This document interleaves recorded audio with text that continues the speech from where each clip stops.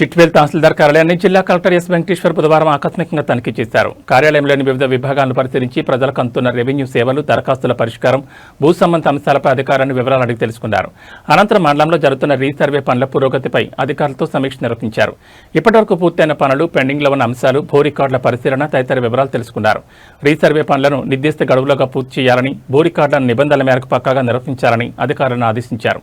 ప్రజలకు ఎటువంటి ఇబ్బందులు కలగకుండా రెవెన్యూ సేవలను తత్వరమే అందించాలని సూచించారు. ఎలాంటి తప్పులు లేకుండా రాజముద్రతో కూడిన పట్టాదారు పాస్ పుస్తకాలను రైతులకు అందించాలన్నది గౌరవ ముఖ్యమంత్రి ఆదేశమని జిల్లా కలెక్టర్ పేర్కొన్నారు. పట్టాదారు పాస్ పుస్తకాల జారీలో పూర్తి పారదర్శకత, ఖచ్చితత్వం పాటించాలని అధికారులను ఆదేశించారు.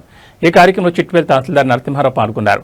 అనంతరం పెనగలూరు తహసీల్దార్ కార్యాలయాన్ని జిల్లా కలెక్టర్ ఆకస్మికంగా తనిఖీ చేశారు. కార్యాలయంలోని రికార్డులు, రెవెన్యూ సేవల అమలు తీరును పరిశీలించారు. అనంతరం మండలంలో జరుగుతున్న ఇరిగేషన్ పనులపై సంబంధిత అధికారులతో సమీక్ష నిర్వహించారు. పనుల పురోగతి, ప్రస్తుత పరిస్థితి, పెండింగ్ అంశాలను అడిగి తెలుసుకుని పనులను నాణ్యతా ప్రమాణాలతో నిర్ణీత గడువులోగా పూర్తి చేయాలని అధికారులను ఆదేశించారు.